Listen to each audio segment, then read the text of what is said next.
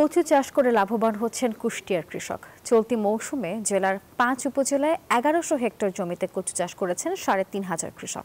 এ নিয়ে বিস্তারিত জানিয়েছেন সহকর্মী মাহতাব উদ্দিন লালন।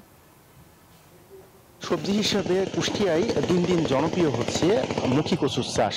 আমি কৃষকদের সাথে কথা বলেছি, কৃষকরা যেটি বলছেন যে আসলে স্বল্প সময়ে তারা এই কচু চাষ করে লাভবান হওয়ার কারণেই কিন্তু আসলে এই চাষটি জেলার কৃষকদের কাছে জনপ্রিয় হচ্ছে। কৃষকরা যেটি বলছেন যে যেহেতু এই গ্রীষ্ম এবং বর্ষা মৌসুমে খুব বেশি সবজির আনাগোনা কিন্তু আসলে মাঠে থাকে না, ফলে এই কচু চাষ করে তারা কিন্তু বাজারে ভালো দামে বিক্রি করতে পারেন এবং তারা লাভবান হন।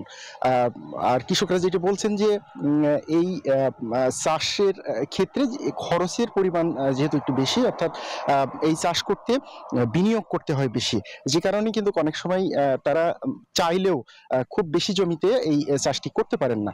আমি কৃষি সম্প্রসারণ অধিদপ্তরের কর্মকর্তাদের সাথে কথা বলেছি, তারা যেটি বলছেন যে জেলার ৫ উপজেলায় প্রায় ১১০০ হেক্টর জমিতে এই মুখী কচু চাষ করেন কৃষকরা।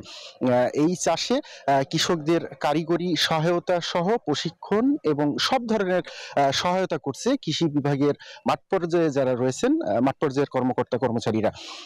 কৃষি বিভাগের তথ্য মতে জেলায় এই বছর প্রায় ১১০০ হেক্টর জমিতে ৩,৫০০ কৃষক এই কচু চাষ করেছেন এবং তারা লাভবান হবেন বলে জানিয়েছেন।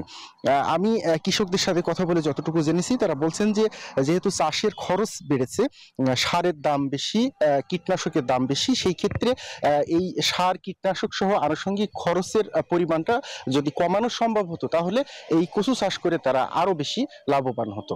তো এই ছিল কুষ্টিয়ার কচু চাষ নিয়ে আমার কাছ থেকে সর্বশেষ।